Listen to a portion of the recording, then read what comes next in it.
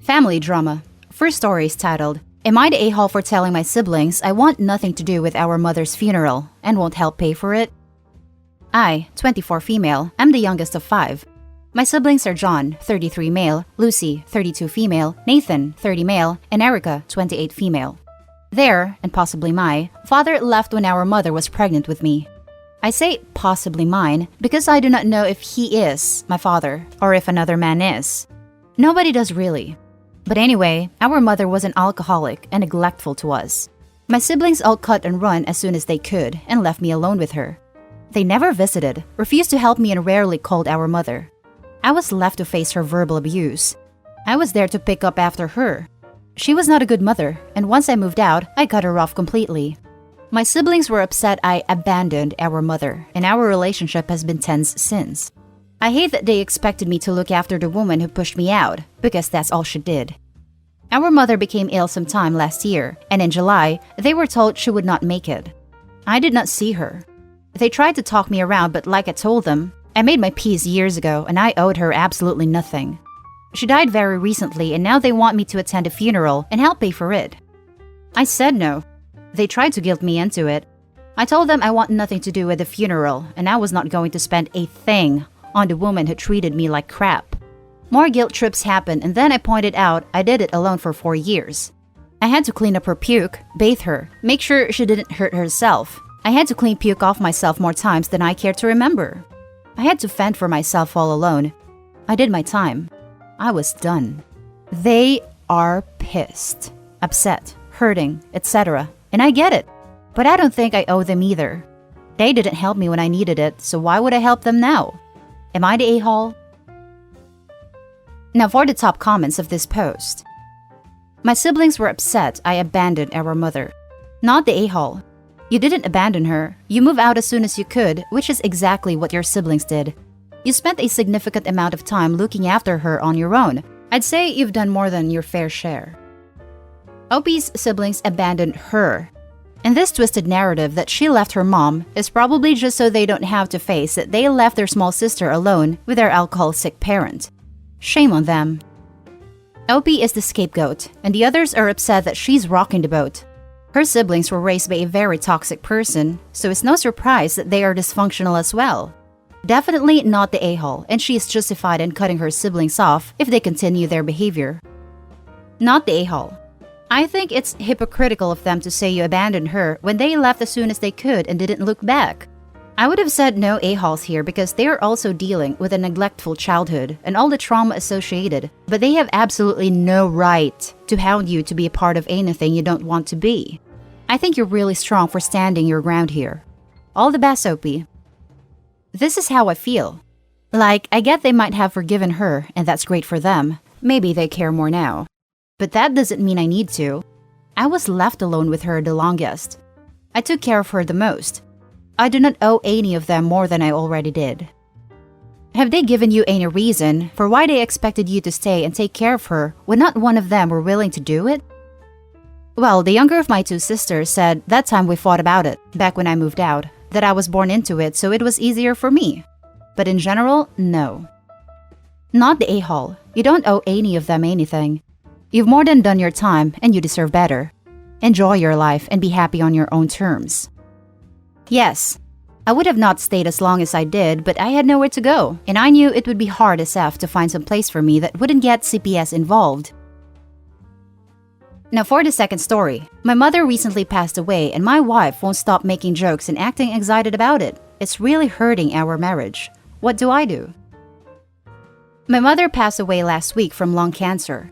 We did not have the best relationship for a good while, but it still hurt. My wife and her did not get along very well at all. They really just hated each other. They would take jabs at each other each chance they got. I was on my wife's side, as the fights were usually caused by mother. Because of her not accepting and always being a jerk to my wife, I stopped speaking with my mother. When I first heard that she had cancer, I did my best to try to fix our relationship. My wife even tried to help as well. We would bring her stuff and do things to try and help out. She would still say mean things to my wife. We stopped going to see her and helping her because of this. We got the news recently that she was on her deathbed. I went to say my goodbyes while my wife stayed at home. I was really sad when she passed away. To my surprise, only days later my wife started to make jokes about her and her dying. She'd say stuff like, "I hope hell is treating her nice," and just awful comments like that. She was really celebrating her death. She said it feels like Hitler died. Now, while I understood that she may be happy deep down that she died, I thought it was awful for her to continue to make these comments about her. She knew that even though I didn't have the greatest relationship with her in the end, that I still love her because she was my mother. After she made another comment, I asked her kindly to stop. I told her that these comments are hurtful towards me. She asked me if I was serious. I told her that I was. She laughed and didn't say anything else. I thought she was done. Nope. A few days later, I heard her make another comment about her. I broke at this point and yelled and cussed at her and told her to shut the F up. She looked at me like I was crazy. She said, "You cannot be serious right now. Why don't you go ahead and visit your mother in hell?" She started yelling at me more and explained how I should be happy too. And that since I'm not, it must mean I'm on my dead mother's side. I walked away in silence. I didn't know what to say. Now I will admit that my mother did treat my wife awful. I will never really forgive her for doing that, nor will I ever view her the same way. But I think it is unacceptable for my wife to talk about her this way after she's dead. It's gave me no time to grieve at all. I don't know what to do at this point. Should I try to sit down and talk to her? Do I need to apologize about anything? I don't want to let this ruin our marriage, but at this point, I don't know what to do. Now let's read the top comments. Counseling. Now. Either you should have paid more attention to the reasons your mom never liked your wife, or your mom's behavior did even more damage than you realize and your wife needs to find a better way of working through that. Regardless, if she's dug in on insisting that you be happy, instead of recognizing that things are complicated and prepared to treat you like the enemy if you're not in full agreement with her, that's not sustainable, and you need a neutral party to mediate. And if your wife won't go, then find a grief counselor so you can work through your mom's death with someone who will be sympathetic while you sort out where to go from here. Agreed, though my vote will be couples counseling, plus grief counseling for the OP.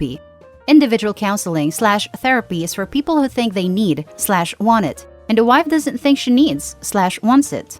But they're talking across each other and she's not hearing the OP, so couples counseling is in order. Grief counseling could also help the OP to process his complex feelings around his mother. You could tell her that you understand your mother was awful to her, but the comments need to stop, as she has passed now, and there is no need for them at this point, and it hurts you because she was your mother. Or that if she really needs to express these feelings somewhere, she should find a better outlet for it. If she needs to keep a private journal to write out her feelings as they evolve, or even go to a friend's house to get snarky over cocktails or something. As long as she knows her grief over how she was treated has no reason to overlap her husband's grief for his mother. They are both entitled to their feelings, but there's a time and place and an audience that must be kept in mind. Opie's wife is considering none of this, and is still seemingly incredulous when he doesn't immediately push aside his grief to comfort her or validate her hurt feelings. She may feel damaged by this, or alone, but if her only way to seek support is to belittle his feelings and expect him to partake in really hurtful and ill-timed humor about a damaged relationship in his life that's now over, she has a lot of work to do on herself. She seems to feel entitled to her husband's energy to the point where she feels she can out a timeline on his mourning. Stop being kind about it. Flat out say stop it, even if the middle of her is saying it, and tell her it's unacceptable, and then change subjects or just leave the room she is in. I think it's past being kind about it. He told her to shut the F up. Deservedly so, in my opinion. The next story is titled, "Am I the a-hole for telling my daughter that it's her fault she was cut out of her grandmother's will and to stop complaining about it?" My daughter and my mother-in-law have never gotten along. I am completely on my daughter's side, for I do not think mother-in-law was a good person. Everyone else in the family chose to play along in hopes of getting some money, but my daughter was always the black sheep of the family. She is into political activism and she stood up to her grandmother. Mother-in-law made it very clear that she did not like me, or my daughter, and various cousins couldn't wait to feed mother-in-law information on my daughter.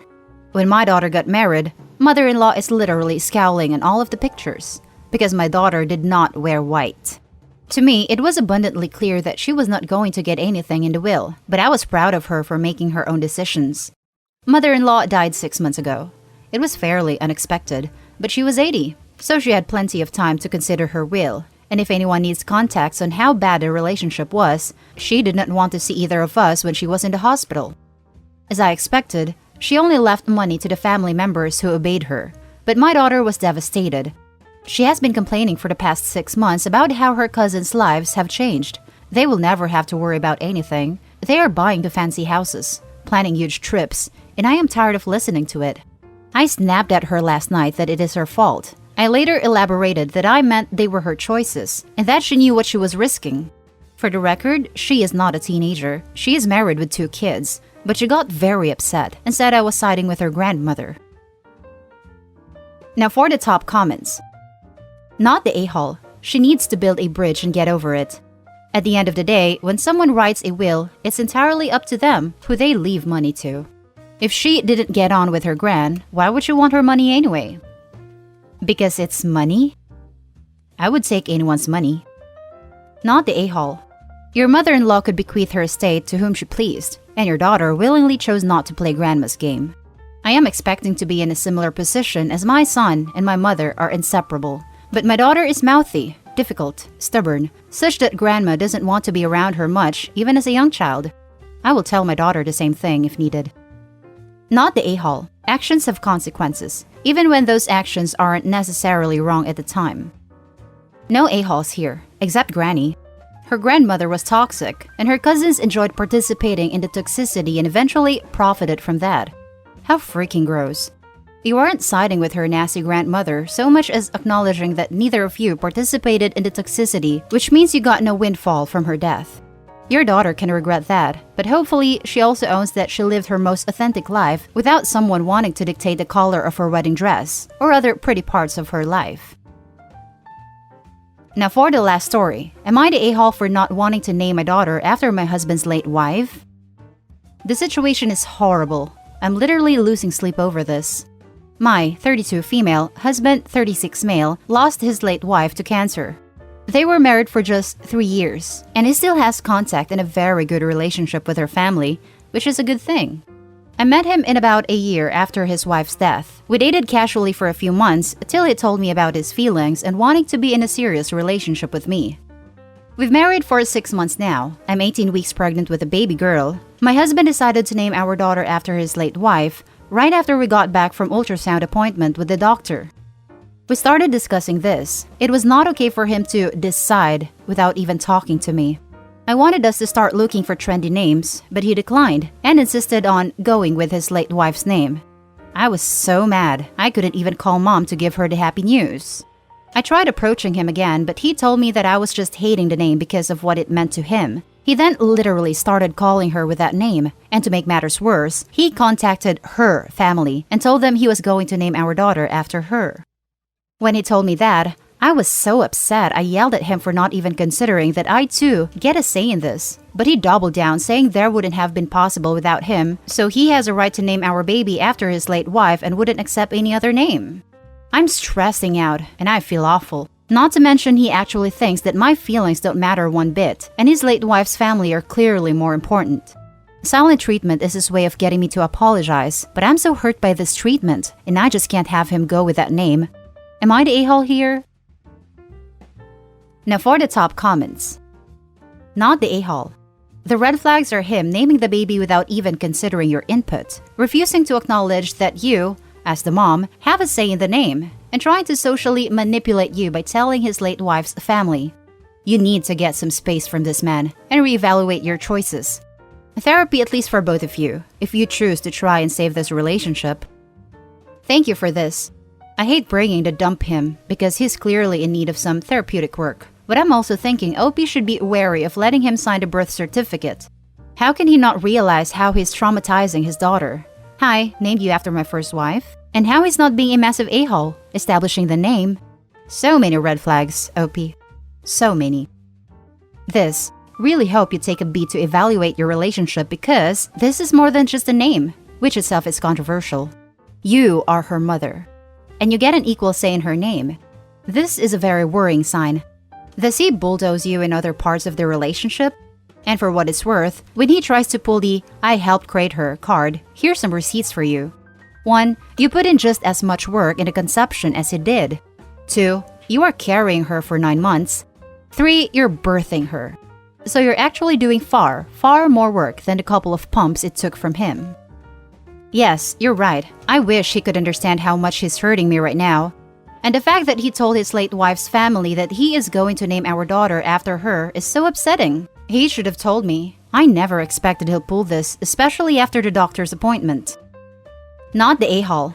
Given his manipulative behavior, I would let the labor team know that he is not allowed to sign any naming documents when the baby is born.